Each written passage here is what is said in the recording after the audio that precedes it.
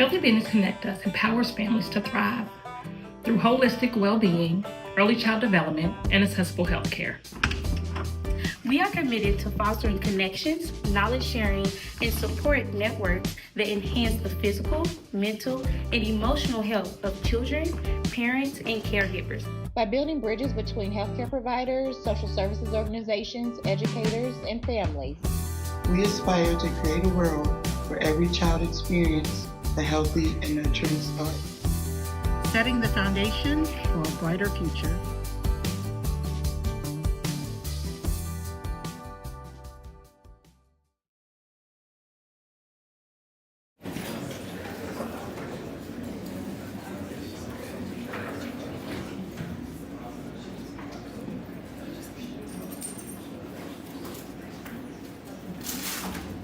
All right, everybody. Good afternoon. The regular Community Safety Commission meeting of October 14, 2025 will now come to order. Thank you so much for being here for the Community Safety Commission's first meeting. My name is Misty Wright. I'm the Mayor's Executive Director of Community Safety, so I work on the Mayor's Crime Reduction and Prevention portfolio, and I'm here with Shan Kemper. She is our new Deputy Mayor and Deputy General Counsel.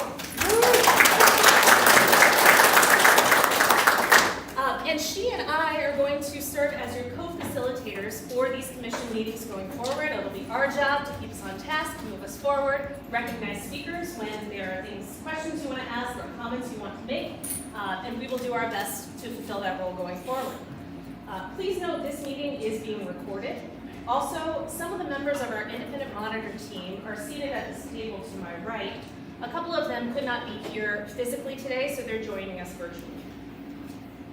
At this time, let's conduct our roll call. Genevieve?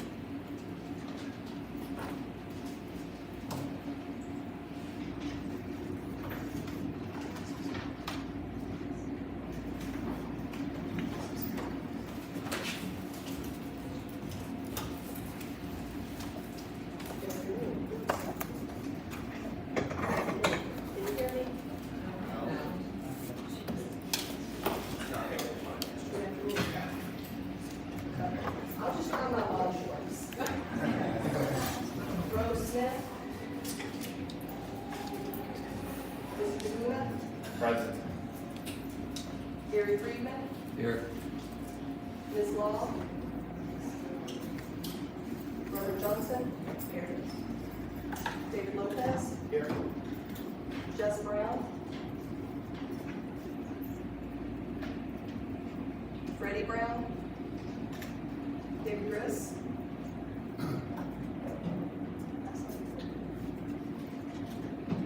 Ms. Jones.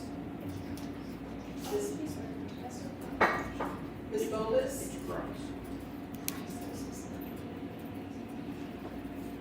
Ventura, Marone, Jack Will. Here. Scott Huber. Here. Angie Verona. Renee Brown. Here. Jody. Mr. Anderson. Here. Ms. Weathers. Here. Michael Kyle. Here. Amy Hanna. Here. Randy White. Here. McKay. Present. Councilman Shanklin. And we have four. Thank you, Genevieve. All right, I want to start by giving you a bit of an overview of what the agenda for today is. First, you'll hear from Mayor Greenberg, who will offer some opening remarks for this commission. After that, we'll spend about 20 minutes on new member orientation and introductions of all of our commission members. Then I'll give you a very brief overview of Safe Louisville, the Mayor's Crime Reduction Plan. That'll take about 15-20 minutes. And during that time, we'll get ideas from you on what you want to focus on moving forward at the next commission meeting. Then we'll have a break. And this will be our time to transition from Safe Louisville over to the Community Commitment Louisville's Consent Decree. So when we come back from our break, you'll get an introduction to the community commitment from Deputy Mayor Kemper. Then you will hear from our independent monitor, ALIFA. That stands for Effective Law Enforcement for All, and three of those folks are seated to my right. After you hear from the independent monitor, you will hear from Deputy Chief Emily McKinley with LMPD. She'll give you some more information about the community commitment. And then finally, we'll do planning and other business. We'll decide on our schedule for meetings and set expectations moving forward. But without further ado, I want to introduce Mayor Greenberg to give us some opening remarks. Mayor?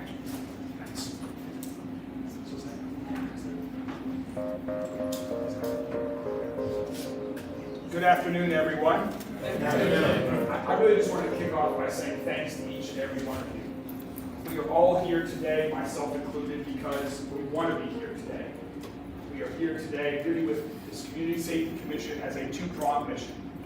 One is to focus on violent crime reduction throughout our community, getting feedback from all of you who represent a cross-section of our entire community on how we can continue to make our community safer every day.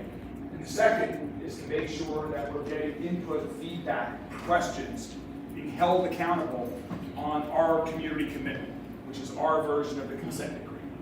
We didn't have to do that. We want to do that because we all believe it's the right thing to do and will move our community forward in the direction that we are all looking for that to do. There's a lot of work ahead. We've made great progress over the past few years, but I know there is still a ton of work to do. And so we just appreciate all of your time that you're dedicating to this, and we value your questions, we value your feedback, and as time goes on, we value you asking those tough questions to hold all of us, LMPD, my administration, all of us accountable to what we say we're going to do and how the plan is being implemented and whether we're getting results.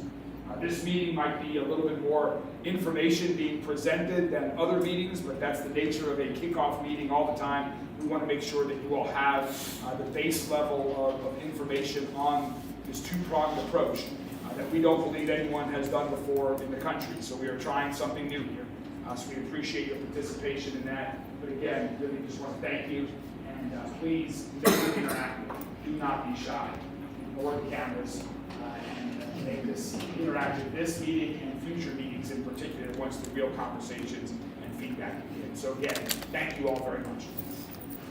Thank you, Mayor.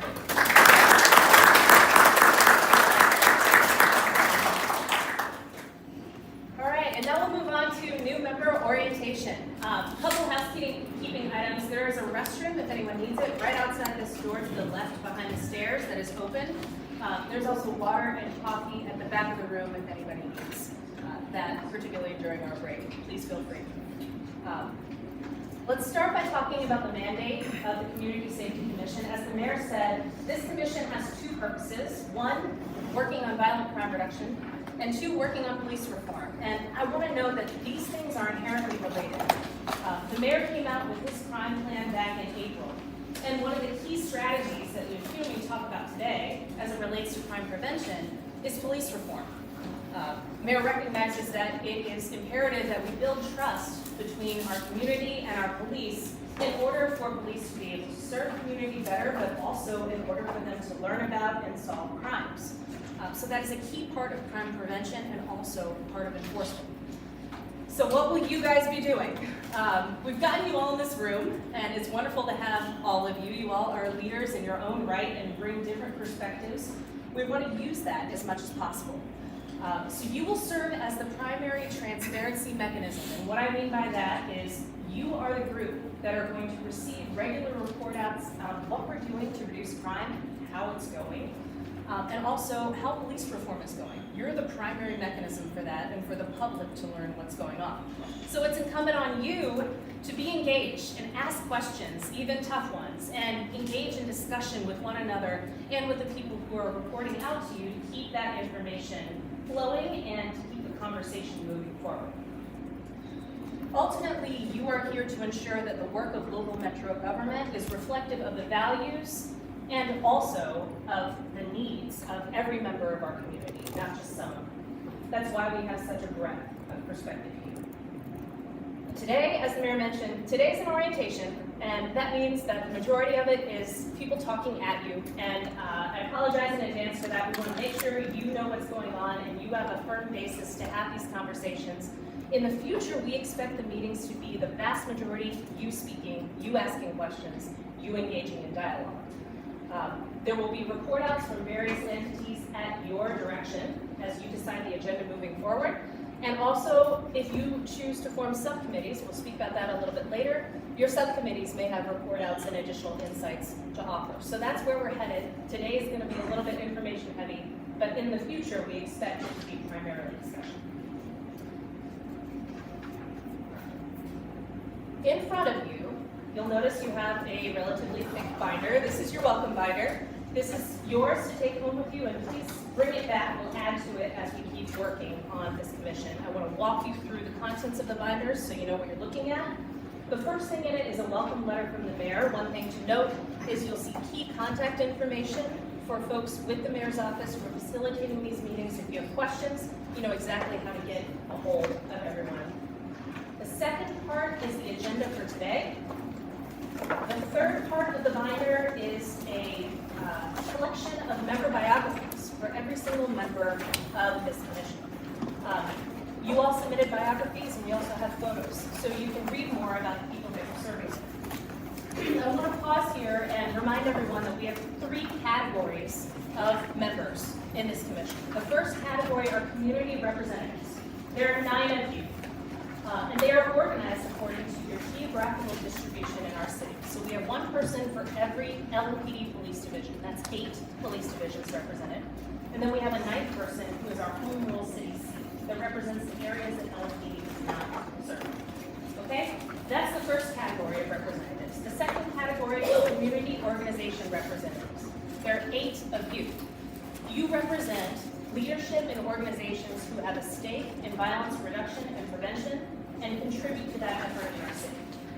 And then the third category of representatives here represent some institutions, key institutions in our city.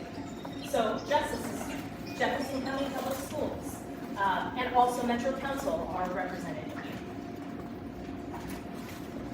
Let's take a moment now to get to know one another. I'll pass around this microphone, and I'll start over here with Mr. Reese.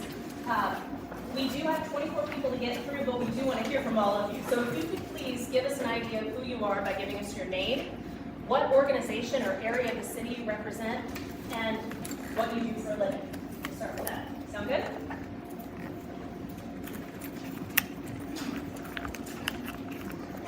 Good morning, everyone. I'm David Bryce. I represent LMPD Division 1.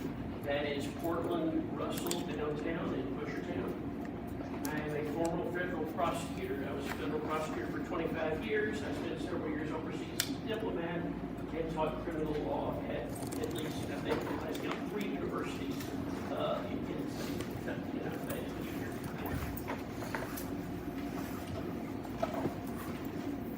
Eddie Jones.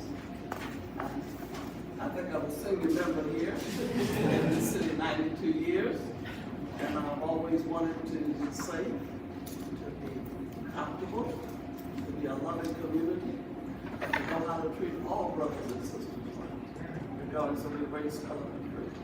I've seen many things in this city that was bad. I've seen many things as I look back 92 years that has been so good and continue to grow. And as long as it is God's will for me to be a part and participate in anything that will make this city, this state, Louisville, Kentucky, one of the best known in history and making history constantly to today. Thank you for being here with so many brothers and sisters this afternoon that has the same idea that I have. Keep on working until our day is done. Hello, I'm Madison Mokas from LMPD District 3. I am an substitute teacher with JCPS, primarily at PRP.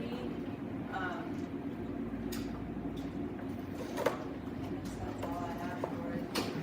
I do doctoral research regarding crisis intervention team programs and other paradigms of crisis intervention.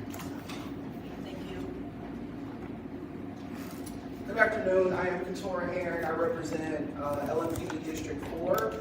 I am also a state senator and I represent Senate District 35. And my background is juvenile justice and kids who are impacted by all of our systems like the foster care system. Thank you. I'm Jack Will. I represent LMPD District 5. I'm also Executive Director for the Jefferson County League of Cities, which is made up of the 80 home rule cities in Jefferson County. I've had a varied career from the education, government, and nonprofit sector. I served for 4 years with the U.S. Department of Education in the first George Bush administration. Had a short tenure in the legislature and have been active in the neighborhood associations, particularly the Belknap area where I live, the Barstow area. My name is Scott Huber. I represent LMPD District 6.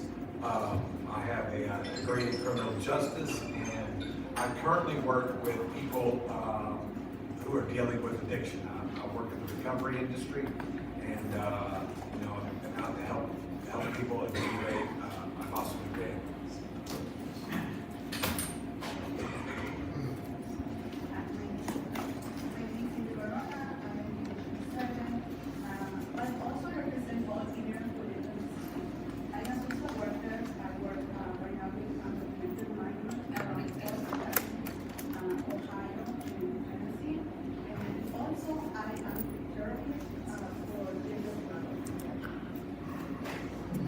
Good afternoon, everyone. My name is Renee Brown. I'm a retired military officer. Served in the military for about 26 years.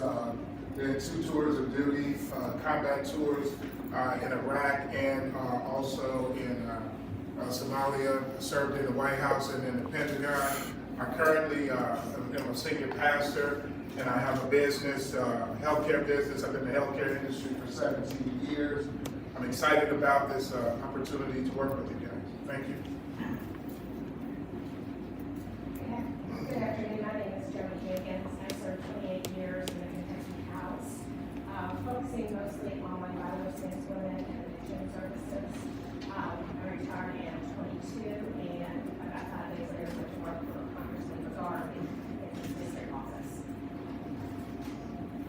Good afternoon. My name is Matt Peterson. I represent JCPS. I am the Assistant Superintendent for Climate and Culture. Most of our focus is around removing barriers and providing resources to our students so they can remain academically successful. We do that in a host of ways I'm sure we'll be hearing about throughout this. Thanks for having us. Good afternoon. Freddie Brown with YMCA Greater Louisville. I am the Group Vice President. 2 of the branches that I support are ALS and Chestnut Street Line, Republic Bank Foundation, YMCA. And so I also oversee our teams and our private. Hi, my name is Jessica Brown. I'm with U of L Health, U of L Hospital downtown. We are the regional level 1 adult acute trauma center. And then my role there is the injury prevention manager, where we have programs designed to prevent and intervene with injuries, traumatic injury, and then promote healing afterwards, including gun violence. So how do you care? Hi, I'm McKay Shadan. I don't think this works. This is what I'm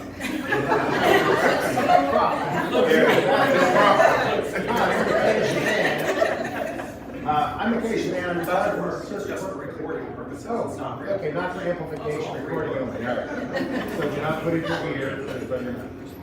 McKay Shadan. I'm retired from the Jefferson Circuit Court. I currently serve as the Jefferson County Court Administrator, and I'm here representing the judiciary. Glad to know that it's working. Gary Freeman, CEO of Big Brothers Big Sisters of Kentuckiana. We serve all of Metro Louisville and beyond. I'm here because we really believe mentorship is a key part of prevention, and we're excited to share more about how that can help with our entire vision for the community. I'm Amy Hanna. I'm the manager of the Louisville region for the Department of Public Advocacy. We represent the indigent accused here in Jefferson County. I'm Reverend Dr. Angela Johnson. I am the pastor of Grace Hope Presbyterian Church in Smoketown. I am here representing Clouds, which is Citizens of Louisville Organizing United Together, which are 26 faith congregations, including a synagogue that stretches from one end of Jefferson County to the other. Hola, buenas tardes. Mi nombre es David Lopez. Hello, everybody. My name is David Lopez. I'm the immediate past chair of the Louisville Hispanic Chamber of Commerce, currently an advisory board member. Professionally, I have started, run, and grown organizations my entire career, both on the for-profit and nonprofit side. I now work alongside leaders all across the region, the state, the nation, and the world, doing similar things, starting, growing, and running their organizations. The Latin Hispanic community has grown by 247% between the year 2000 and the year 2020. We probably number close to 90,000 Latin Hispanic folks in the metro area. So certainly a community that deserves a seat at the table and that has unique cultural and language needs that I hope to really be able to do a little bit of justice in trying to bring those perspectives to the table alongside others at the end as well. Good afternoon, everybody. My name is Tony Jaguna. I'm a policy strategist with the ACLU of Kentucky. That's the American Civil Liberties Union of Kentucky.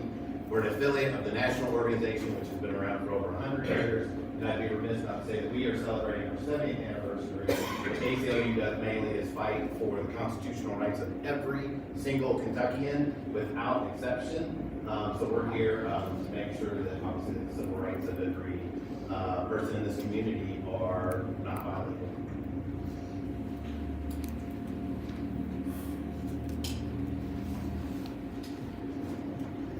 Sorry for not staying with that heavy secretaries. My name is Barbara Shane, I'm a councilperson for District 2. I retired from GE after 32 years and started working for the Division of Agriculture and for the taste of politics. And giving you a mental story. I created my office in London City.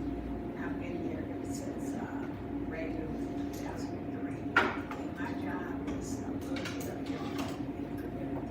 So I'm just out there, sometimes recycling people, sometimes out there taking down trees or planting refrigerators and working out. That's my job. Hello everyone, my name is Rose Smith and I am the Executive Director and the founder of the ACE Project.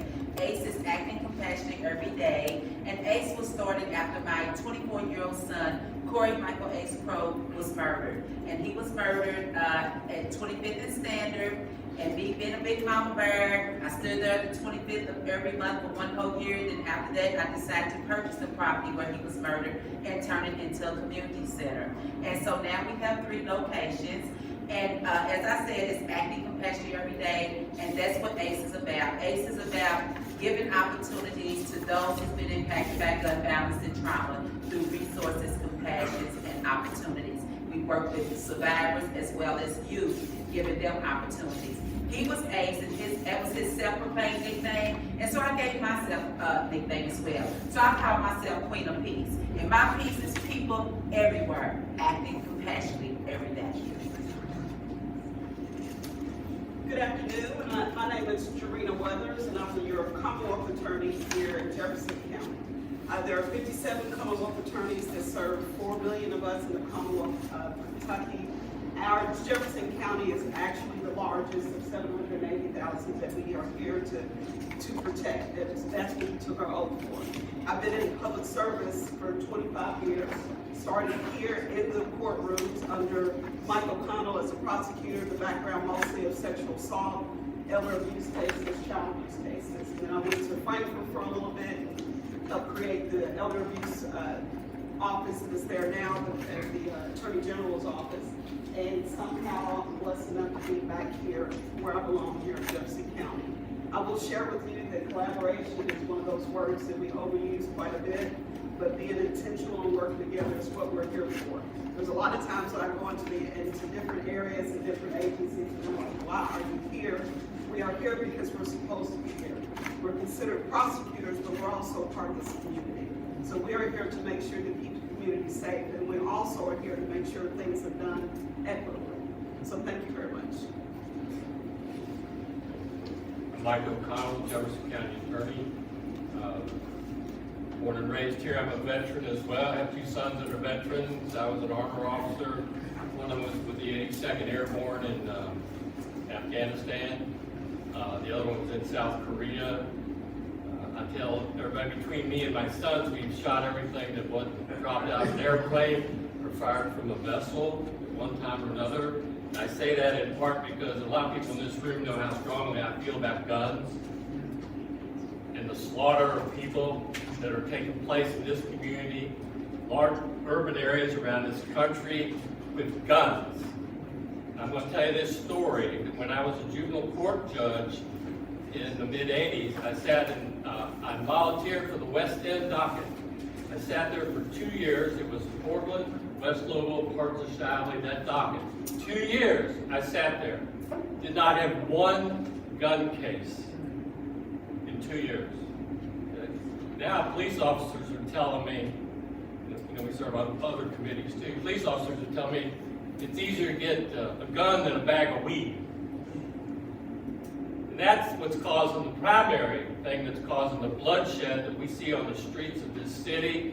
And I applaud the mayor and this one over here. So Misty said she's got a big chore ahead of her, but I applaud the mayor and others for going forward and continuing to work on safety as well as due process issues. And I was one of the originators of the board of directors of restorative justice. So I feel I have a great interest in that as well. But anything we can do to stop the bloodshed and the slaughter that is going on in this community, I am 100%.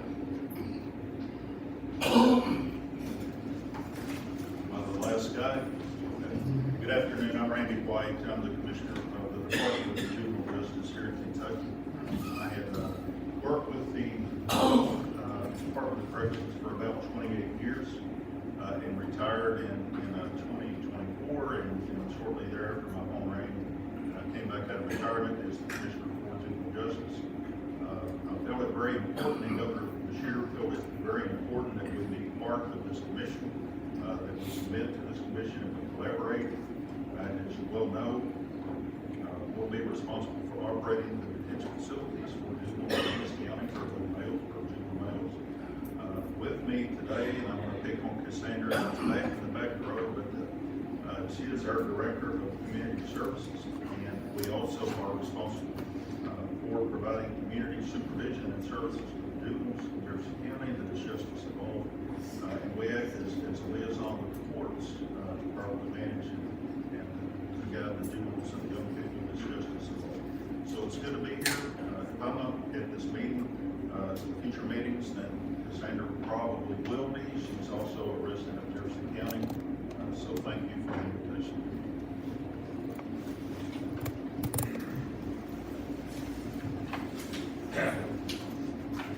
All right, thank you, everybody. We do have more people sitting here, but I'm going to make you guys wait to hear about them. And we are going to move forward with the rest of our orientation. I want to acknowledge that Mr. Freddie Brown, Senator Katura Herron, and Ms. Jessica Brown arrived after roll call was taken, and they are present here now. All right, thank you all for your service. A couple of other things to cover before we get into some more meat. Turning back to your binder, after the commission member bios, you will see a section on Robert's Rules of Order. This is a cheat sheet for you. Many of you have served on boards and commissions that use these rules before, but they may be new to some of you. I'll give you a quick overview of what that looks like. We'll use these as a guide for our meetings going forward. Shannon and I, who are your co-facilitators, will serve in the co-chair role as it's articulated in the Robert's Rules of Order. So we will be responsible for moving us along, keeping us on task, and recognizing folks to speak. Mayor's office staff will prepare meeting minutes for us that then you commission members will be responsible for approving at the following meeting. The format of our meetings will generally go in the following way. There will be a call to order. The commission will be asked to approve prior meeting minutes. Then we will move forward with what the commission has said it wants to do at the next meeting. Any report outs and discussion as directed by the commission. Then we will determine the next meeting's agenda, and then we will go through any other business or announcements that need to take place. Motions are how we will introduce new topics or actions. We'll try to do this as much as possible. I know it'll be unfamiliar at first. Just go with it. We'll get it going. Discussion usually follows a motion, and then a vote where appropriate will take place. Simple majority will take votes. Again, only one person speaks at a time, and remarks will go through the co-chairs to maintain order. And finally, open meetings requirements. If you look in your binder, the next section is a bit of a summary of open meetings. Because this commission is a public body, it is subject to open meetings and open records laws, and they ensure transparency. So the public has access to these meetings. As you can see, we have some members of our public here today. Agendas will need to be posted in advance for each of our meetings. The public can have other access by virtue of this meeting being recorded. The public is permitted to request certain records of this commission and associated with this commission, and of course, as I mentioned, meeting minutes will be prepared. All decision-making and votes will happen here in the public eye in the commission. There will be no private decision-making. These laws, of course, they're not just requirements, they're there to reinforce legitimacy and trust of this body, so we will follow them. Before this meeting, a copy of the Kentucky Attorney General's recent guide on this subject, open meetings and records, was emailed to all commission members, along with an acknowledgement form for you to sign. It is also reproduced in its entirety in your binder right after that little cheat sheet. And if I can direct your attention to the front left pocket of your binder, the certificate, the acknowledgement form, has been excised for you. If you could take just a moment, please, to fill in your name on the form, phone, email address, and signature, and keep them handy. We'll come around and collect them when we have our break. I'll give you just a minute.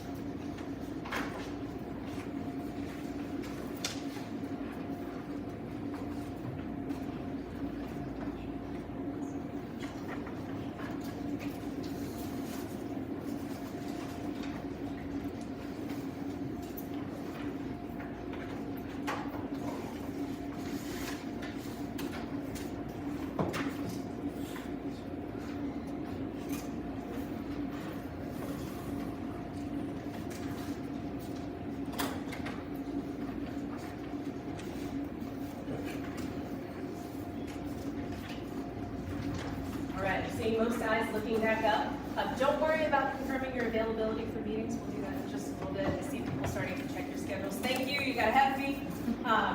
The rest of the binder is the copy of the executive order as amended that established this commission, the Safe Louisville plan in its entirety, the community commitment Louisville's consent decree in its entirety, and then also a printout of all of the slides that we are using here today.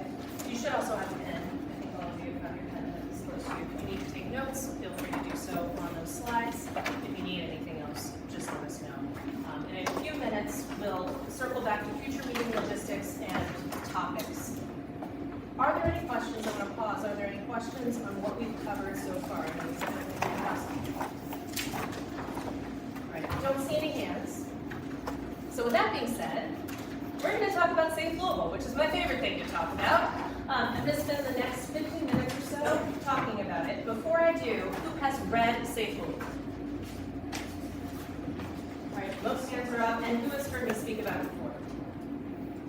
Apologies in advance to all of you. I will be brief and hit the highlights, but I want to make sure that our new folks who know a little less about it get a good idea of what it's about. And then we will talk about what specific areas you want to hear more about as we go forward. All right, Safe Louisville is a 5-year commitment to a set of crime reduction and prevention strategies. It goes from 2025 through 2030. The mayor developed this plan and released it in April of this year. And he did so after collecting a lot of data. So data in terms of crime statistics, data in terms of consulting with government agencies and community organizations doing the work, and also one-on-one communications with stakeholders to come up with this set of strategies. The goal is to reduce homicides and shootings by 15% every year. And we are well on our way to do that. Right now, shootings and homicides are down this year compared to last year, about 25%. These stats that I'm speaking about now focus on gun violence. That's not to the exclusion of anything else. That's an acknowledgement that first and foremost, we want to keep people alive. We want to keep people from dying. The strategies set forth in the plan, though, are general crime reduction strategies and prevention strategies that are meant to work across the board, not just as it relates to gun crime. Now, 25% is a very significant reduction so far, and to get an idea of that, take a look at the screen. This shows you the progression of gun violence in our city from 2010 through 2024. So if you take a look at the far left, in 2010, we saw 54 homicide victims, the yellow line is homicides, and 163 non-fatal shooting victims. That blue line is non-fatal shootings.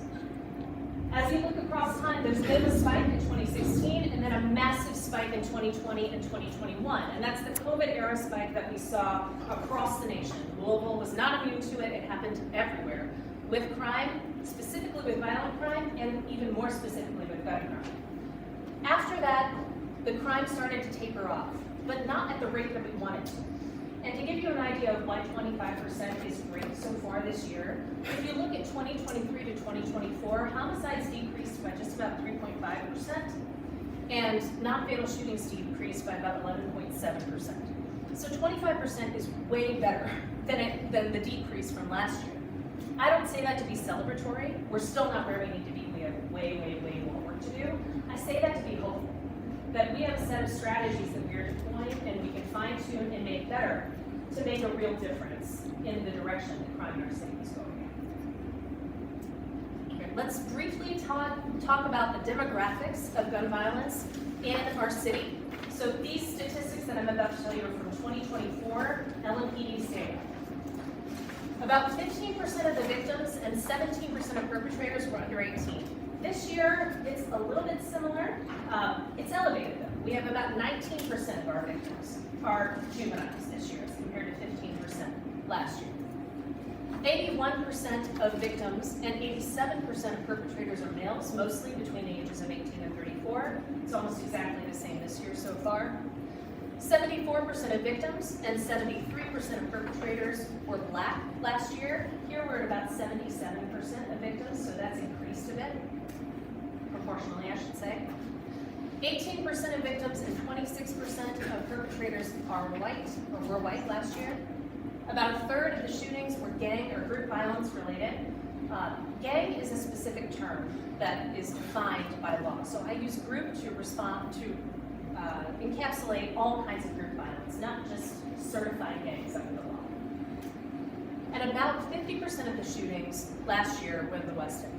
So between last year and this year, the shootings are going down, the gun violence is going down, the proportion of juveniles involved is going up slightly. And that's something that I want this commission to keep in mind as we move forward. Now, I just spoke about the majority of the shootings, or about 50%, being in the West End. The West End shares some other characteristics that correlate with that increased burden of crime. One of those is poverty. So on the screen, you'll see a graphic that shows the percent of the population living in poverty.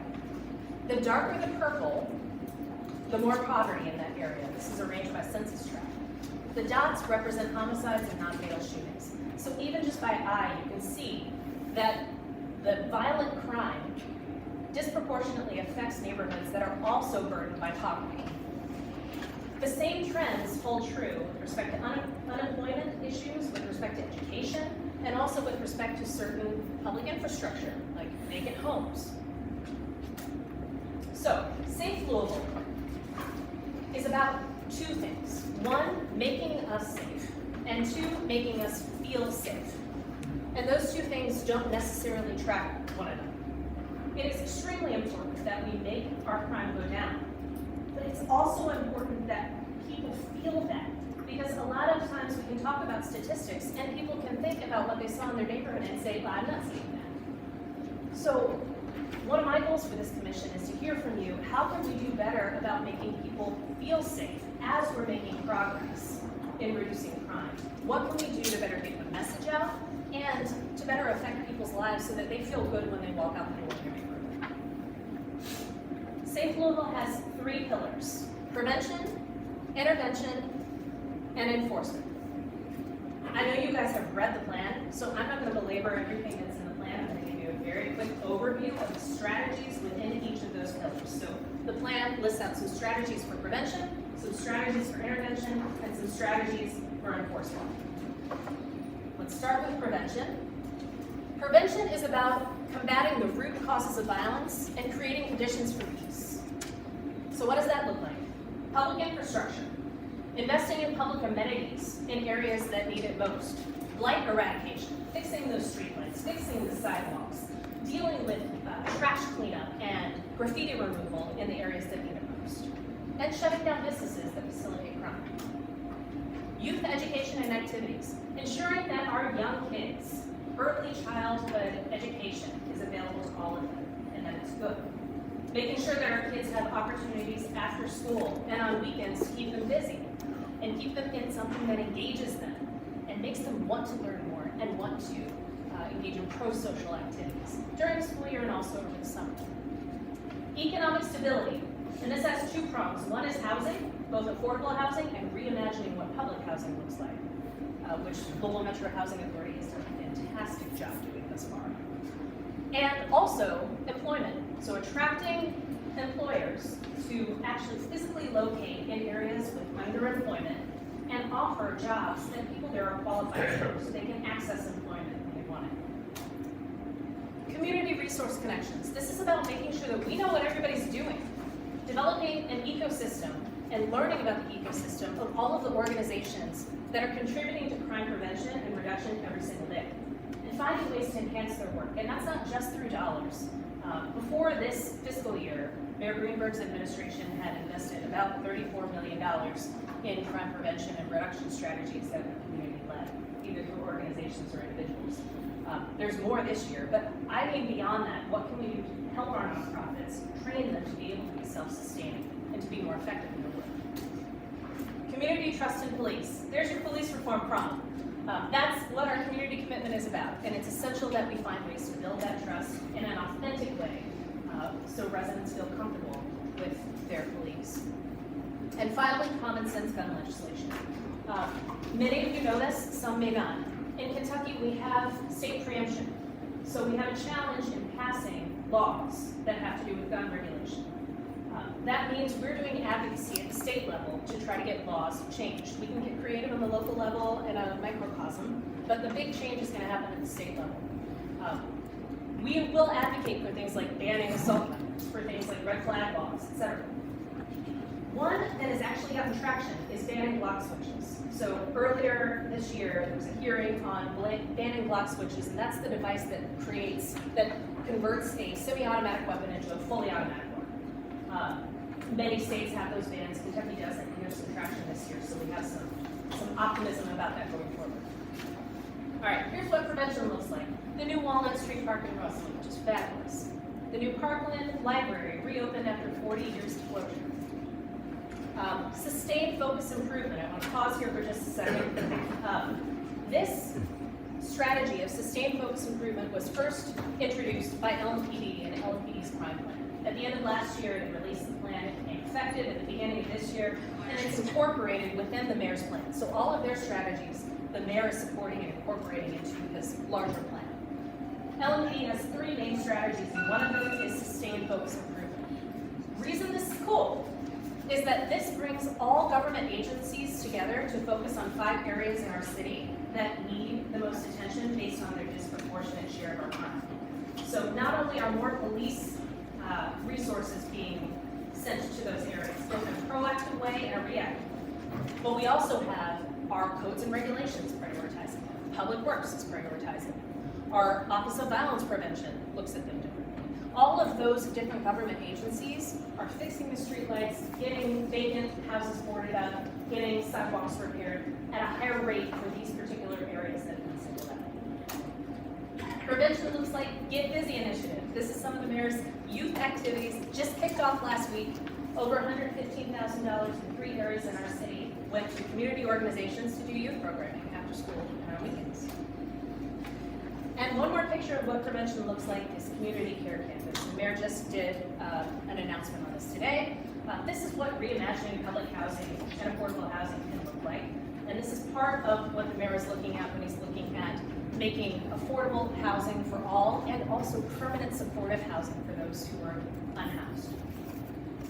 Okay, here's prevention. We're gonna hop through intervention and enforcement, and then I wanna hear from you. All right, intervention. That's about stopping potential shooters before they act and stopping the cycle of incarceration. 3 main strategies here. Strategy 1, violence intervention initiatives. I'll come back to that in just a moment.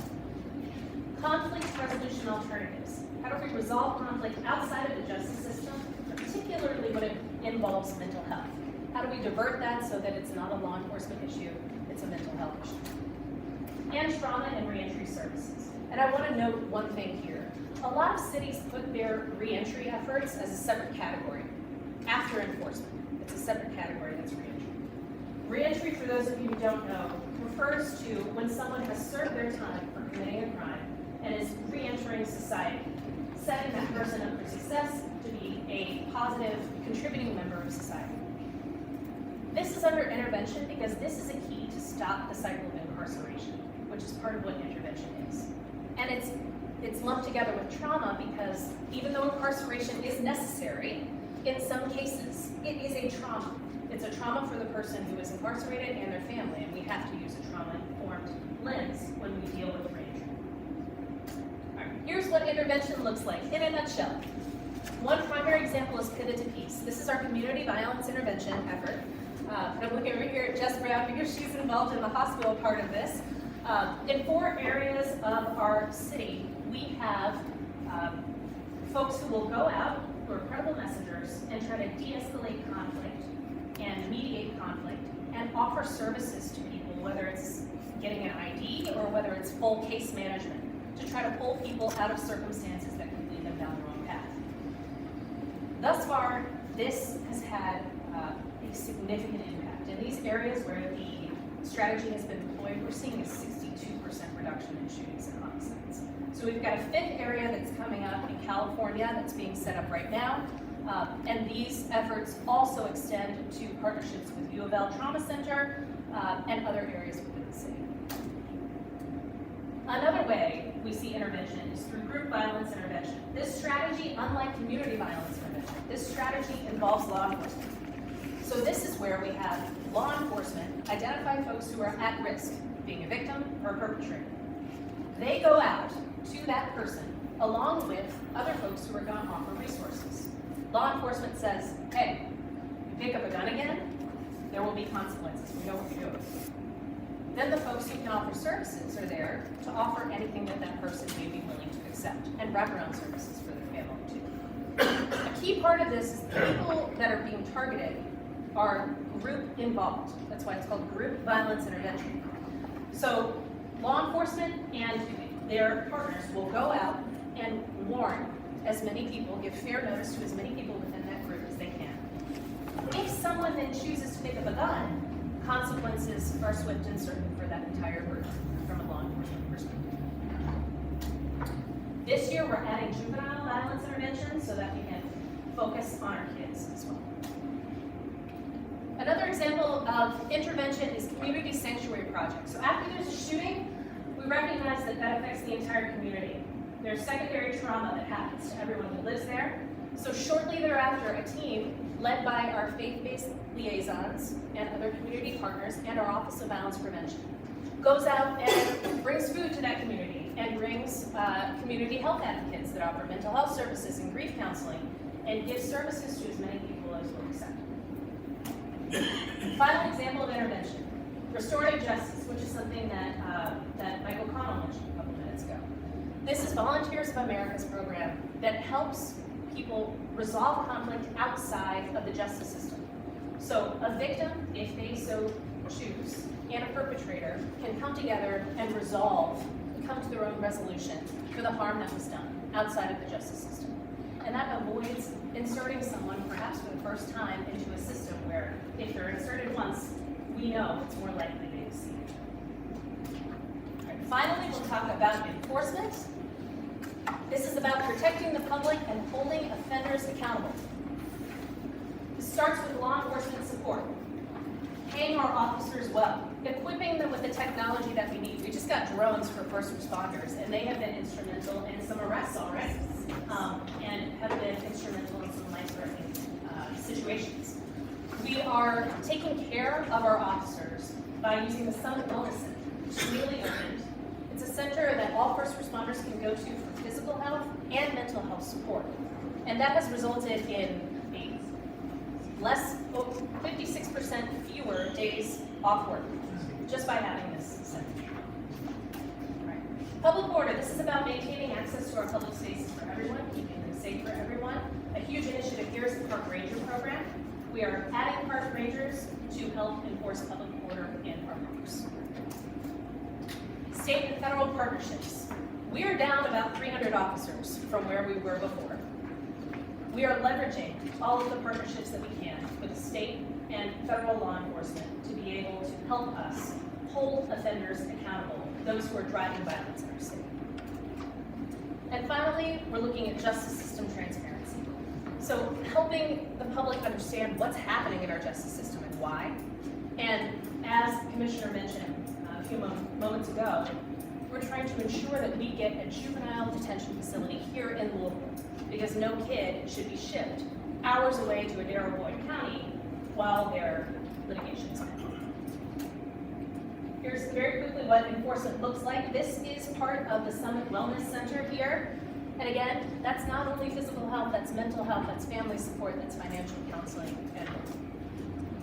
And this picture has some people who are in the room in it. This is a picture of the Violent Crime Reduction Team when it was formed. The Attorney General has given us some prosecutors here in Louisville and also a detective to help us with capacity for prosecuting violent criminals, particularly for gun crimes, and we're using that to the best of our ability here now. Prohibited Firearms Possessor Initiative is the last thing that I'll mention. That is where law enforcement is coming together to make sure that we are prioritizing the right cases. We're not prosecuting to prosecute, we're not investigating to investigate, we're getting the people who are driving violence off the street. That is, in a nutshell, what Safe Louisville is. Thank you for your attention. I know that was a lot of speaking. I now want to turn it over to you, and I would like to use our mobile mic. Is it working? Here's what I'd like to do. I'd like to take the next few minutes to hear your ideas. If you have specific questions, I'm happy to answer them, but I'm more interested in hearing what you want to focus on for this next meeting. There's a lot in Safe Louisville. We need to dig into parts of it that you think are important. So I want to turn it over to you to throw out topics that you'd like to see on the next meeting's agenda. Keep in mind, because we'll have to budget time for the independent monitor to speak, we probably can cover about 2 topics. But if we can throw out all the ideas that you guys have, we can also keep a list of topics and keep them for future meetings as well. So with that, is there anyone who has any questions or any ideas for what you want to hear more about going forward? Okay. Somebody's got an idea. Yeah. No, go ahead. Mr. Lopez? Glad to kick us off, and then, the conversation go from there. One, as I mentioned, one of my main objectives of being part of this is to really bring some voice from the Black Hispanic community and our unique cultural language needs, et cetera. And so I think at some point also seeing Black Hispanic demographic represented in the statistics would be hugely important. As we talk about how poverty demographics are really correlated with these violence demographics, I'm going to assume that we're also disproportionately impacted by violence in the Black Hispanic community. And so having some level of visibility into what those statistics are alongside the others in our community, I think is super important. And then 2, alongside that, domestic violence. I think when I think of some of the most pressing and urgent violence concerns within the Black Hispanic community, I think domestic violence is right at the very top of that. And so I totally hear you all on saying there is a reason why we're focusing on gun violence so much. I would really push for us to also really consider the huge impact that domestic violence is having and the disproportionate attention that it gets because it's more out of sight, out of mind. Thank you. Senator Aaron, did you have something? Yeah, well. I'm so sorry. sorry. Mr. Nicolino? Obviously, from the ACLU's perspective, and just me personally, I think I'd like to see us focus a lot on prevention. I'm a front-end person. I like to make sure people aren't getting into the justice system to begin with, specifically around mental health and substance use disorder. As a person in recovery, I know that recovery works, not incarceration. Things like one of the things we lack in the city is a crisis stabilization center, and what is the city doing to open that up for our people who are having a lot of mental health issues. So I'd like to have a lot of conversation about how we can make that. Thank you. Senator?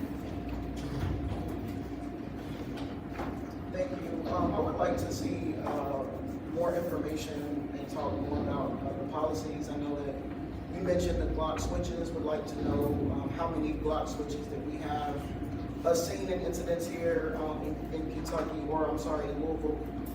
You know, I'm concerned specifically with that is that currently that is a federal law and ban.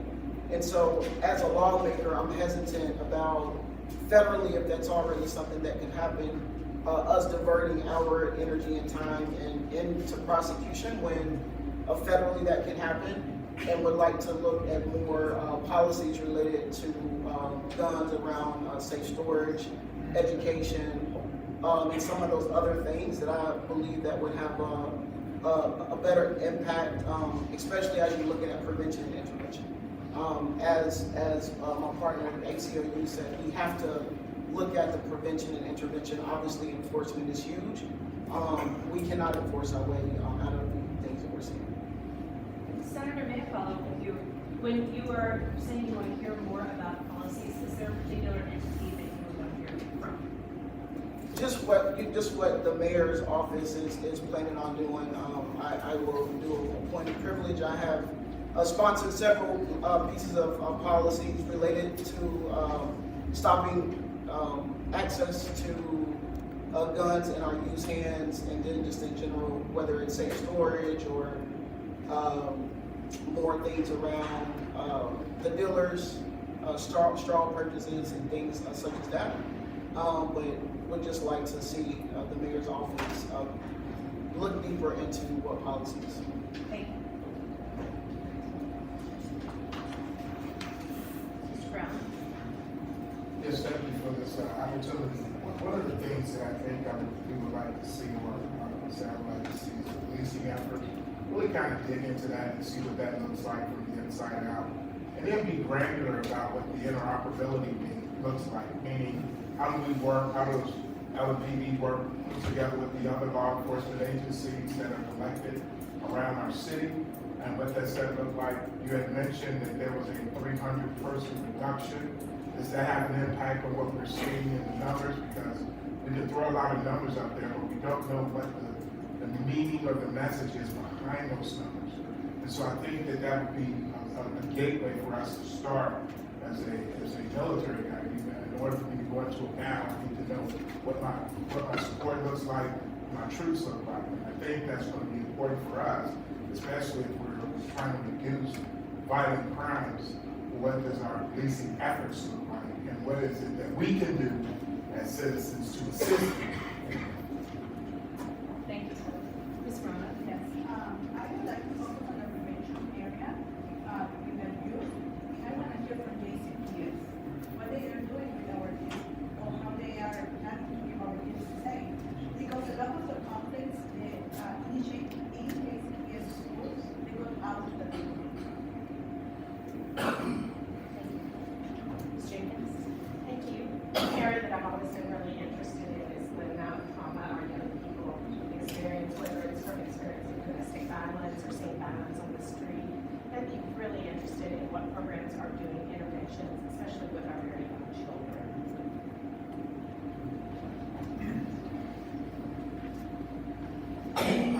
Mr. Huber? We have acknowledged the little uptick in adolescent violence, and youth violence, and we spend a lot of resources on and time and effort on after-school programs and things to get our youth involved with and try to intervene and stop things from progressing. I would kind of like maybe to see some resources for maybe the parents. Maybe they have problems, like they're a single parent, it could be a man or a woman, or they're having a hard time parenting their child. Maybe I need to see some more resources geared toward that, where they can go get the help they need to help parent their child, because a lot of that starts at home, and we know a lot of the things start with parents, so that's all I got. Thank you. Any other ideas that folks want to throw out at this time? Mr. Will? Well, in a broad sense, and it can probably fit in all along, is the connection between inside and outside the watershed. I sincerely believe we've got another divide in this community of inside and outside the watershed. If you look at the overlay of maps over the years, the highest degree of suicide rate is in eastern Jefferson County, proportionate to maybe the murder rate in the western part of Louisville. So it's not just an issue for inside the watershed, and I think sometime whether the news media or others perceive that. I know the police departments of the suburban cities and the LMPD meet on a regular basis together with the sheriff, but I guess my question would be pretty broad, that when we get into these statistics or these issues, looking at it as much countywide, in certain areas, and how do you connect that more fully, that this is all of our problem, not just one section. Okay, great. So here's what I'm going to do. I'm running a little bit late, and I apologize for that. But what I'd like to do is read back to you the list of what I heard you say. If I missed something, please raise your hand and let me know that I missed it. Once I know that I have the universe of what you guys said, I'll read the list one more time, and I'll ask each of you to vote for 2, maximum of 2 of them. And whichever one gets the most votes will be our subject for the next meeting. And whatever doesn't make the cut will stay on our list for future meetings, or if it's more of a discrete question, we can answer those kinds of questions as we go. Does that sound all right? Everybody? Okay, all right, great. Here's what I've heard. I've heard domestic violence. I've heard, most recently, I think suicide was brought up. Is it fair to say, Mr. Will, that that would be a topic that you'd be interested in? All right, domestic violence. I heard suicide. I've heard mental health and substance use disorders, crisis stabilization as it relates to prevention. So focusing on mental health. I've heard legislative efforts, as Senator Aaron spoke about.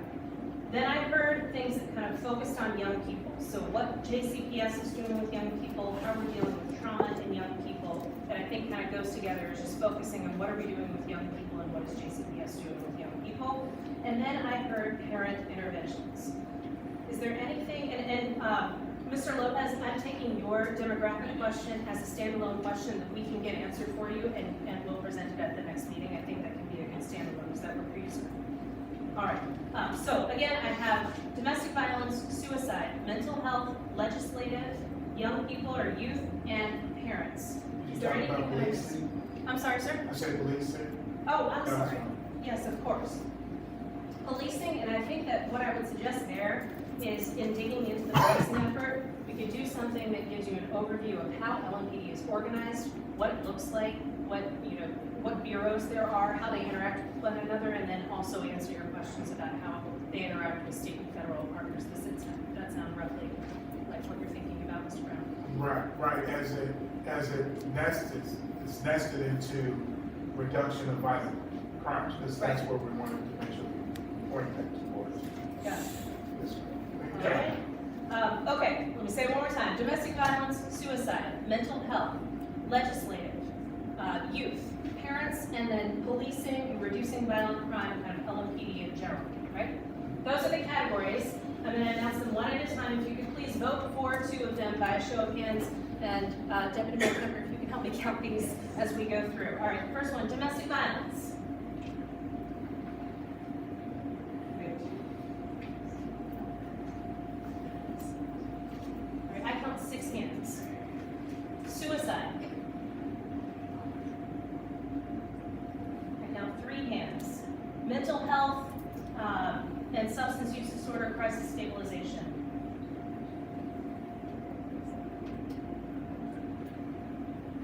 12 hands. Legislative efforts. I count 4 hands. Youth.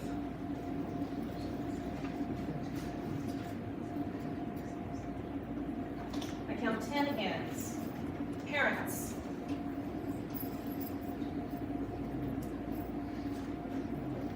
I count 5 hands.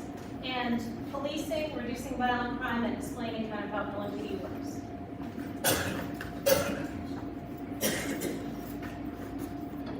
All right, I count 4 hands. So the topics for the next meeting with 12 votes in support would be mental health, going through mental health, substance use disorder, crisis stabilization efforts, and through the lens of prevention, and then also looking at youth. So both what is JCPS doing with our kids in terms of violence prevention, and also how are we intervening in trauma that young people are experiencing. Very quickly, I just want to also note that for some of the topics that came up under the heading of mental health, we are going to be talking about behavioral health response as the commission goes on. And in addition to your question about policing, that is going to be an integral part of our discussion. So I just want to be assured that if it doesn't get touched on at our next meeting, it will be discussed. All right, so let's make this official. Do I have a motion from a commission member to adopt these 2 topics for the next meeting agenda? So moved. Thank you, and do I have a second? Second. All right, the motion, the topics have been properly moved and seconded. All in favor, please say aye. Aye. All in opposition, please say nay. All right, the ayes have it. The state global topics for the next meeting agenda have been approved. We are now finally going to our break. As some of you already noted, there's one more thing in your binder. It's a meeting availability spreadsheet. If you could please take a look at it in the front part of your binder and mark each of the times that you are available. We'll come around and collect those, we'll tally those, and by the end of this meeting, we'll be able to announce the next meeting dates for the remainder of our year, okay? Thanks, everybody. 10 minutes. Through every note, every performance, the arts connect us. The arts connect us through joy and through awe, bridging cultures and generations. From intimate theaters to the grandest stages, the arts bring us together, reminding us that we're never truly alone. When we experience the arts, we experience each other. Kentucky Performing Arts. The arts connect us. Healthy Business Connect Us empowers families to thrive through holistic well-being, early child development, and accessible health care. We are committed to fostering connections, knowledge sharing, and support networks that enhance the physical, mental, and emotional health of children, parents, and caregivers. By building bridges between healthcare providers, social services organizations, educators, and families, we aspire to create a world where every child experiences a healthy and nurturing start. Setting the foundation for a brighter future.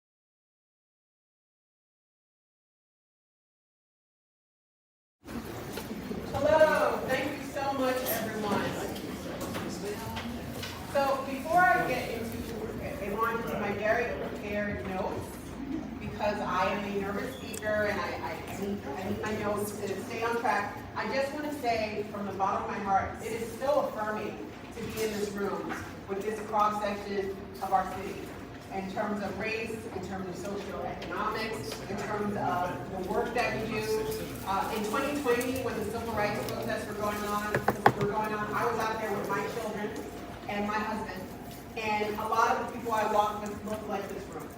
And it is wonderful to be full circle on this. And we have a long, long way to go, but I do think I just want to make sure we are sitting in the sense that we have also come a long way. And with that, I'm going to begin my portion of the presentation. So thank you for being here today. I am Shannon Kemper. I am Deputy Mayor to Mayor Greenberg, and I am also the co-facilitator of the Community Safety Commission. In my role as co-facilitator, I help to guide our community commitment and the community commission.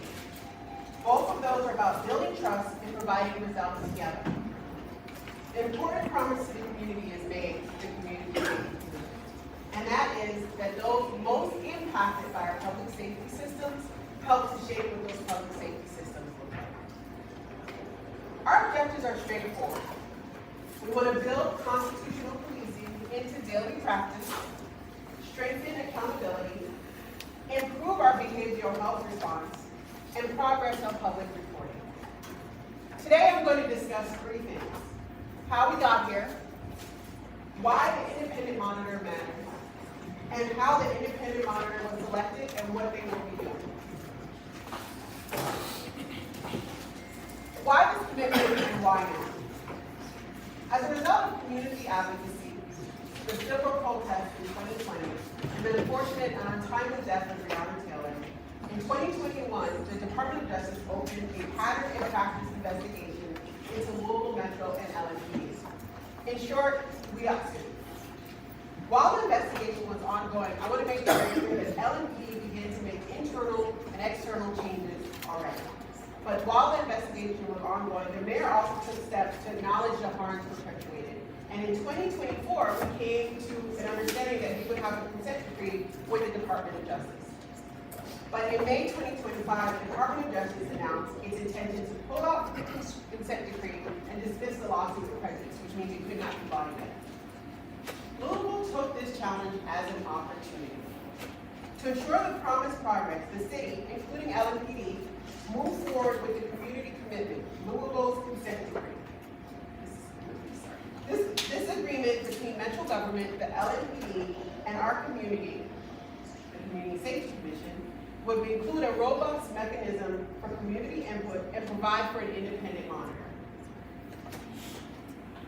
What does that actually mean? Well, our community consent decree is broken into several disparate sections, and please forgive me while I read them, but I think it's really important that we understand all of the sections that are part of our community consent decree. Implementation and resolution, agency management and supervision, community-based public safety, use of force, residential search warrant applications, residential search warrant executions, protests and demonstrations, fair and impartial enforcement, street enforcement, individuals with behavioral health disabilities, sexual misconduct, sexual assault, and domestic violence, misconduct investigations and discipline, officer and employer assistance and support, and recruitment and hiring. The commitment organizes reform into sections with clear objectives and deliverables. As you can see from this, annual implementation plans will specify the schedule for policy updates, training, and supervision, and we will also maintain a public issue and resolution laws. A key component of our community commitment is independent monitoring. Independent monitoring turns promises into proof. Monitoring builds trust by pairing technical review with transparency. And this way, when we say something has changed, policy, training, etc., whatever it is, you can see that it has. The independent monitor equals a neutral evaluator who operating as an officer of the court in a classic consent decree. But here, we are self-directed, a third party to assess progress and engage the community. I think it's important to talk about how the monitor was. There was a rigorous selection process that was narrowed it to 2 finalist teams, which was ultimately scored by a committee. But the final decision was made by the community, ultimately made by deciding vote and survey input. And on September 26, 2025, the city selected Equal Law Enforcement for All as our independent monitor. This process was transparent and competitive, and Louisville was determined to be the best choice. They bring both technical depth and a strong commitment to community engagement. How monitoring and reporting will work. There will be semi-annual reports to the commission, continued and increased use of dashboards that show key metrics, and targeted audits. And I just want to say, as a point of aside from here, our monitors will be speaking briefly today, but they also have offered to stay here as long as the public or our commission members want to talk afterwards. What our commissioners will see next quarter. We will publish what we measure, explain what it means, and respond to what we hear. This includes annual implementation plans, regular briefings, listening sessions, and making sure transparency and responsiveness are how we build resilience. There are 3 guardrails for continuous improvement built into the community consent decree: data accountability, community voice, and course correction. And what does that mean? So data discipline is measure what matters, publish what we measure, and learn from it. Community voice is engage early and often so policy isn't done to the community, but with the community. And finally, course correction, which is what it states.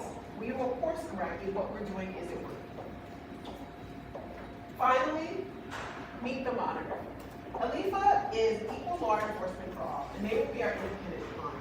They are a nonprofit whose mission is to help reinvent law enforcement.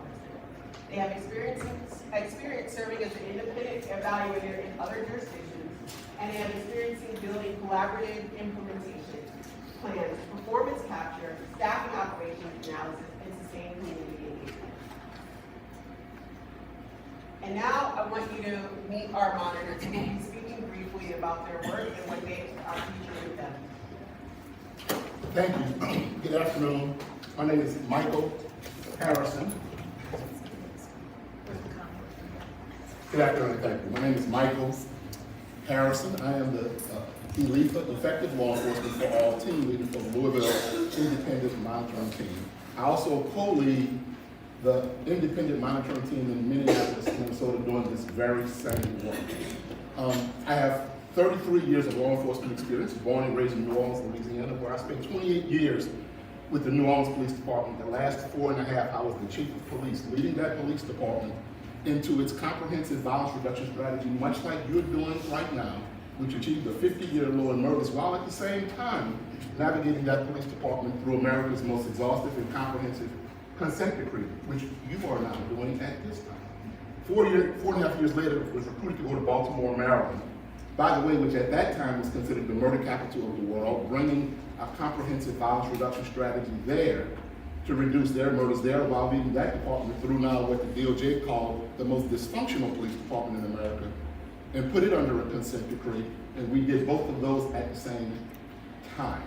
2 years ago, I retired, began consulting, worked as a consultant with the Department of Justice on the Memphis investigation, which put it in a consent decree, and now working with ELIFA in the Minneapolis project, now here in the Louisville project, to do this work. And so I have been on both sides of the table. A police chief in a department that was being monitored, so I know exactly what this police department is undertaking and going through right now, and being a monitor, monitoring a police department. And with that experience, we will be able to come to you to tell you that if your department says it is doing something, we will be able to come to you, the community, and report that they are doing it. And we will be able to come to you to tell you that they are not. We will be able to tell you if they have the willingness and the capacity, either or both, and we will be able to give them technical assistance should they need our help, because perhaps they don't know how to do something.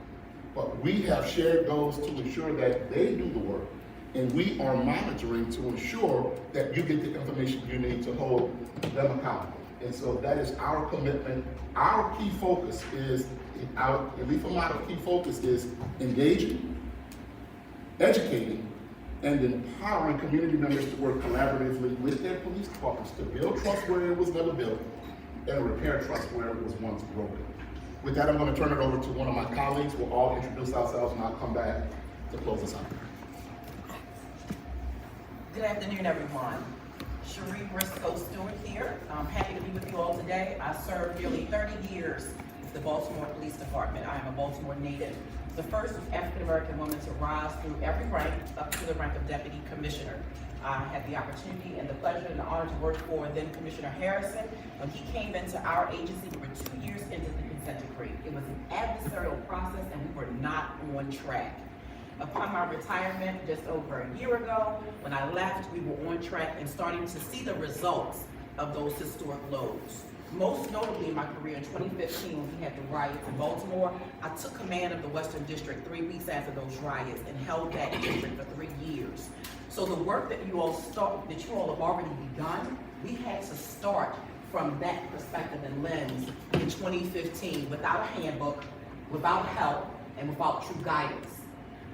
And ultimately was able to get promoted and oversaw the first woman and first African-American to oversee the Detective Bureau to be able to restructure and reshape our investigative process so that we had a moniker of not just a democratic process about how we did our investigations, but something that allowed the community to see that we weren't cherry picking how we did investigations. That was something that Baltimore was kind of noted for in terms of its investigations, how it treated or mistreated community members. The same so for our sexual assaults.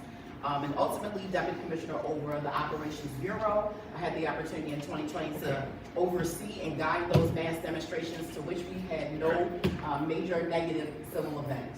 You saw around the nation, they were having different issues navigating protests, and we were able to do that without having any major incidents occur that took us any step back in our process in terms of consent decree or how we navigated with community.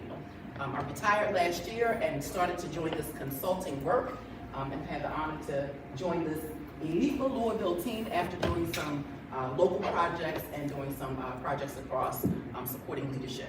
And for that, I'll turn it over to Brian. Thank you.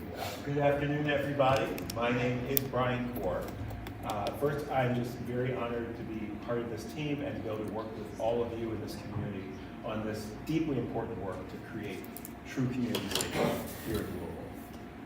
I am a native Detroiter. I grew up in Detroit many years ago, went to college in Michigan, and 40 years ago when I was starting my last year as a Russian major, if you had told me one day I would be sitting here doing this, I would never have believed that. But my journey's been an interesting one. I spent about 25 years working at nonprofit organizations, everything from the ACLU to community organizations to campaigns, electoral campaigns for ballot referenda in Massachusetts, and have also volunteered along the way with a number of nonprofits, including one, the Louis D. Brown Peace Institute, that was founded by a mother who lost her son to gun violence and has devoted this organization to bringing the survivors of gun violence together with the parents of those whose children have committed that, around bringing them back into the community and doing healing. So I have a lot of different lenses through which I see this work. One of the things I spent my time doing after nonprofits is about 17 years working for the city of Cambridge, Massachusetts, where I had two roles. One was the police oversight role, looking at complaints, working with complainants, looking at compliance, but also I was the director of the Peace Commission. And in that role, it was everything from events and commemorations, like commemoration of the Holocaust, Martin Luther King Day, to helping the community respond in the wake of traumatic events that had an impact on the community. I got trained in psychological first aid, and that has really also given me a lens through which to see a lot of this work and how trauma shapes so much of what happens that's negative, but how looking at things through that lens can allow you to see ways for real healing and for communities to not only recover and thrive just as individuals do. So I can go on at great length, but I will just say that I've been able to have the privilege of doing work on police reform and accountability with communities across the United States, even working with people in Mexico through the U.S. State Department. And I hope to bring some measure of that to the really deeply important work that we're all doing here.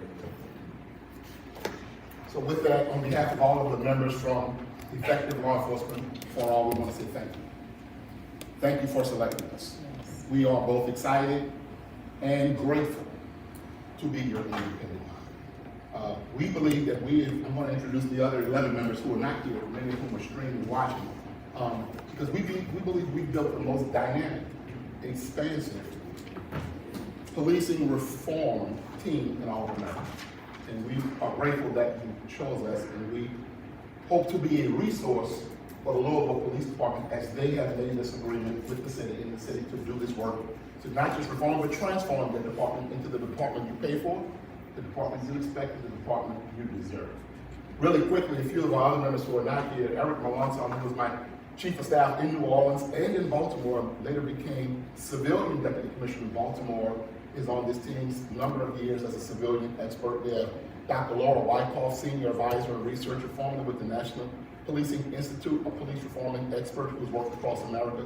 Marcia Thompson, a civil rights lawyer who has done police reform work all across this country her entire career. Lisa Fink, who's a policy analyst and has worked on several consent decrees in several cities, also joins this team to do policy analysis. Julie Solomon, who's a wellness and behavioral health response expert, who's on the Chicago team, the Minneapolis team, is now joining us here to do Office of Wellness and Behavioral Health. William Murphy, who is the former deputy chief of the Los Angeles Police Department with 35 years, he's an expert across the country in training, is on this team to deal with training. Ian Dombrowski, who's now a state's attorney in Maryland, but spent 25 years in the Baltimore Police Department, rose up to the rank of major, who's an expert in reform, is on the team. Murphy Paul, police chief, 6-year police chief from Baton Rouge, Louisiana, who before then spent 28 years in the Louisiana State Police, rising up to number 3 in that agency, has joined this team and has been consulting for the last couple of years. Zoe Russick-Sobel, an analyst who does data analyst, crime analyst, is on this team working with Eric to do analysis of all the data you're going to be giving us. Samantha Reinerson, who's a policy training and compliance assessment data analyst, also is on it. Last but not least, Chief Jason Armstrong, a 2-time police chief who has consent decree experience, namely the chief that was in Ferguson, Missouri when it started its consent decree, has joined our team to help with assessing your policing operations. So once again, we are excited, we are grateful, we are humbled to be your independent monitor. We will be able to report to you twice a year in a semi-annual report, but we will be here on the ground several times a year having community meetings that we will schedule and coordinate and invite you in the community to report out on what the department has said it is doing, to ascertain the veracity and report out to you that they are doing it, that they're not doing it, or they're doing it but it's going slow, they're doing it well, and all the things we're doing to help them should they need our help. So that we can be an honest broker that's independent. We give you that commitment. Once again, thank you for your time. I'm gonna say that this not. Yes. First, my name is Emily McKinley. I'm one of the deputy chiefs for LMPD, and this is really exciting for me to be here in front of all of you all. We have worked so hard for this day. I spent, first I've been on the department for 19 years. So I've spent my whole adult life really growing up on this police department. I rode out in the 2nd Division as a beat officer. I spent about 10 years in homicide, and then worked my way up through different ranks on the department. And I was involved a lot with the investigation throughout with the DOJ, and then throughout the entire negotiation process for the consent decree, which ultimately now is community commitment. And so I put a lot of work personally into the commitment and the efforts that we have done so far, and the ones that we're committed to continuing.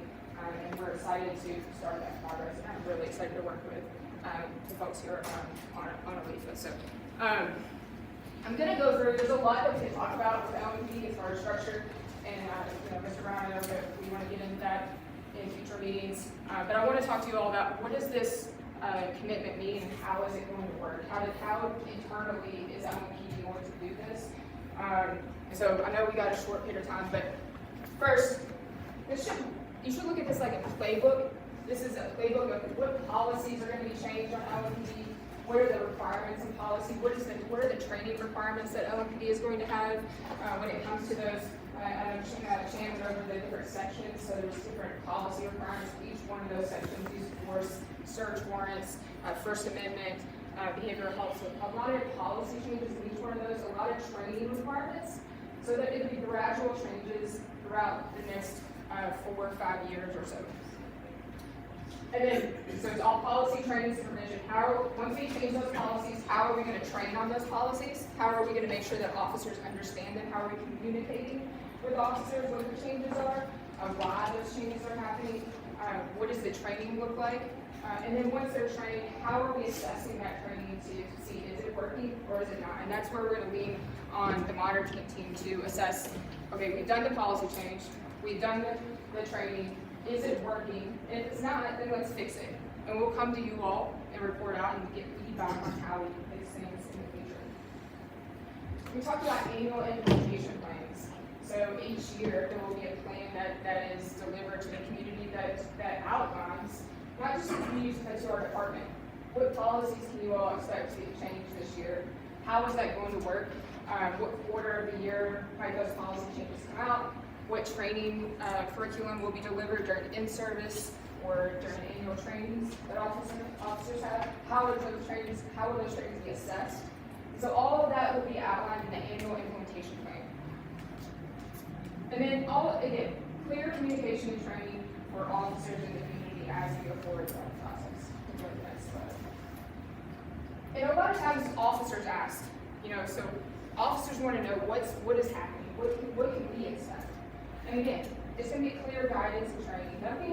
You're not going to be expected to do anything different as far as policy goes until you're communicated on this policy change, you're trained on that policy change, and it's implemented. So we don't want things to change quickly. We want to make sure this is a gradual process and everybody understands what is going to happen. Officers are going to have increased support and resources. They will have streamlined implementation throughout those implementation plans every year. They'll understand exactly what's coming up. And then fair and achievable outcomes and exit paths. Next slide. Again, implementation plan. So it's an annual plan that's going to outline that schedule of what we're going to implement each year according to the community commitment. We'll identify compliance assessments, so there will be particular assessments each year that the monitor and our team will conduct, and those are really audits of are we doing the things? Are we executing what we said we were going to execute? And so compliance, the word compliance, you'll see that a lot within the community commitment. So how is compliance assessed? What is compliance? What does it mean? And so you'll have a policy review. So do we have a policy that each paragraph is required?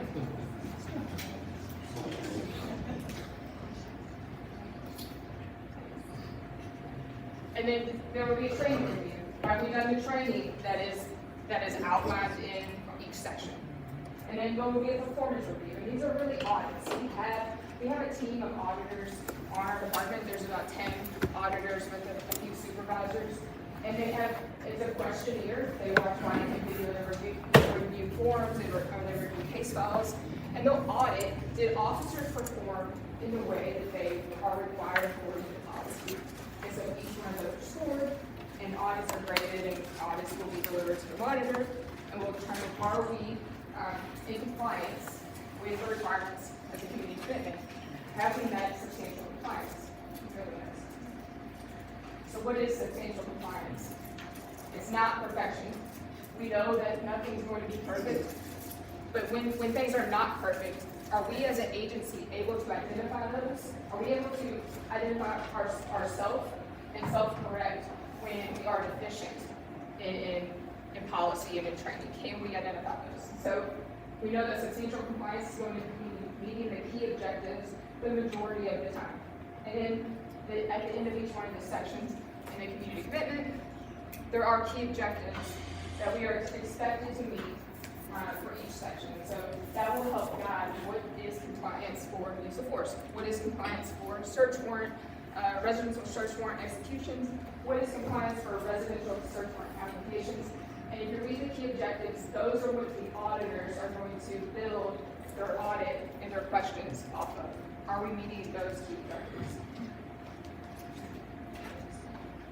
And so what is the role of the Community Safety Commission in the community commitment? And if you look at paragraph 67, it's a kind of a lengthy paragraph, but that really explains what your role is here. And your role is, if we run into issues in a particular paragraph or section, we're like, hey, I think we might be able to do this a little bit differently, and what the way we want to do it or the way we want to articulate this policy may not exactly fit with the words in the commitment, but we need to figure out what that means or what that looks like. And we're struggling to figure that out, that LMPD and Metro government and the monitors team can't really come through with either an agreement, or we just can't figure it out amongst ourselves. We would come to you all for feedback and advice, or solicit information from you all of how can we resolve this problem? How can we achieve this goal, and achieve these key objectives in a different way? So there might be things in certain paragraphs that we might be able to do differently throughout the next, several years. Things change, new technology evolves, new ways appear, new pathways appear, and we might find a different way to do it. And so we might come to you all to help us navigate that, or help us troubleshoot any roadblocks that we find along the way.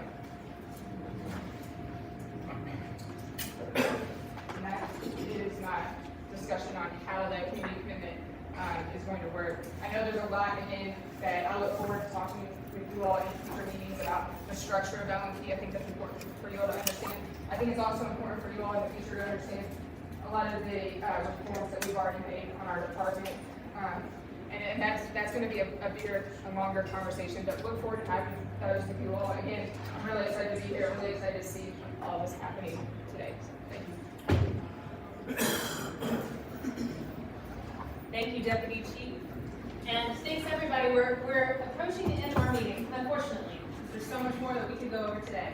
But I want to get a few things done before we leave. Here on our agenda is speaking about agenda setting, subcommittees, and meeting logistics. Before we get into that, if any of you have not turned in your availability survey yet, if you could please fill that out and pass it down. I think we got one of you. Jordan will come around and pick those up. Please make them a tally for us to make sure we get a time or a date that works for as many people as possible. All right. So agenda for the next meeting. The independent monitor will present their first report to you. We will also go through the two agenda items that you have selected, which is youth prevention. We'll hear from JCPS. We'll also address what we're doing for trauma in young people. Our second topic under State Pool will be prevention through the lens of mental health, substance use, and crisis stabilization. So we will present out to you and leave time for discussion and ideas and debate over those topics. All right? If you know that you're going to have particular questions about those topics in advance, and you know you want certain things answered, we would suggest that if you could send an email to Genevieve first, and her contact information is in the mayor's letter at the beginning. We won't respond via email with an answer, but what we will do is make sure that that question is answered and the report out at the next meeting. We want to make sure you're getting the information that you want. If you don't think to email it, that's fine, ask it at the time. If you know you want something answered, please feel free to do that. And if you can do that within the next 30 days, so we can make sure we have enough time to get your question answered as part of the next presentation, that would be wonderful. Subcommittees. So Shannon and I suggest to this commission that you form subcommittees. You don't have to, but it can be something very useful, and it can be on topics that you've already identified and that are important to you. Maybe there's a subcommittee that has to do with juvenile crime prevention and after-school programming. Maybe there's one on cultural change in neighborhoods or coordinating among different neighborhoods. I know Mr. Will was speaking about that earlier. Maybe there's one about LMPD stop searches and bias-free policing. There are many different opportunities for subcommittees. So we would ask that you think about what subcommittees you want to see on this commission. And we'll start the meeting off at the next meeting by determining, having you all determine what subcommittees are going to be formed. We would expect that those subcommittees will meet in between the community commission meetings. So essentially, folks on subcommittees would have a meeting a month. It would be their large commission meeting, and then in between they would go to their subcommittee meeting. Those are still open, and they have the same open records and Open Meetings Act requirements, so they still need to be moderated, and they're subject to the same laws. And we really want to get your ideas for that. So please be thinking about that. If there are ideas that you want to propose, and you want to send an email, just like the question that we mentioned before, if you want to send an email and make sure that that subcommittee idea gets on the agenda for next time, please feel free to send it to Genevieve first. We will make sure it's on the agenda to discuss, and we'll open it up to you guys to decide what you want to focus on. Generally, we'd recommend not doing more than 6 or so subcommittees, maximum. But you may decide on fewer. We leave that up to you. And now, with respect to location, we're going to lose access to our main library because it is part of the mayor's renovation plans to make our library even more beautiful than it is. So we propose to find another centrally located place for the meetings downtown. Is there any objection to the location for the next meeting being downtown? All right, I don't see any objection. We will hunt for it. We will hunt for a good location, and we will let you know as soon as possible when we've secured one. With respect to the next meeting dates and times, so the duration today was 2 hours. That's long. We suggest to you guys that the meeting be an hour and a half moving forward, just to allow everybody to stay engaged and keep fully engaged. So let me turn it over. Let me ask our colleague Jordan, do we have an updated tally on the dates? Yes, we do. May I have that from you, please? Yes, so for December, oh, that's right.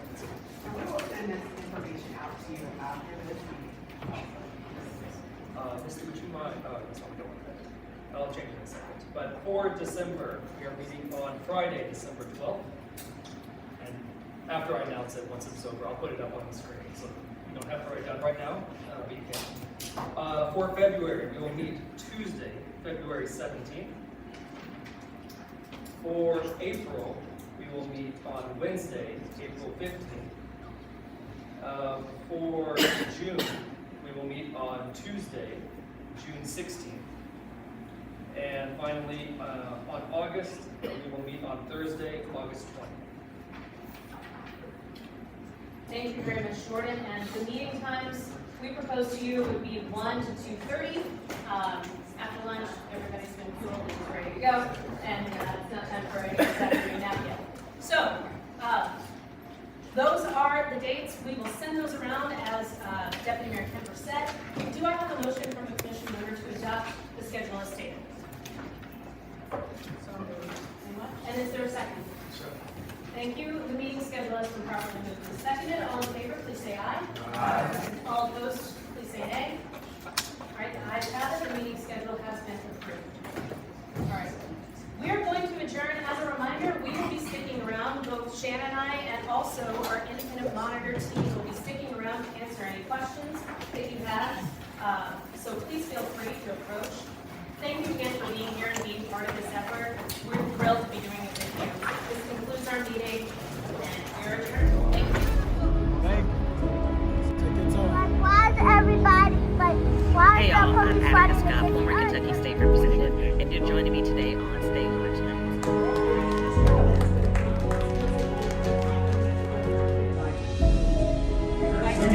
We will continue to provide updates as we have more information.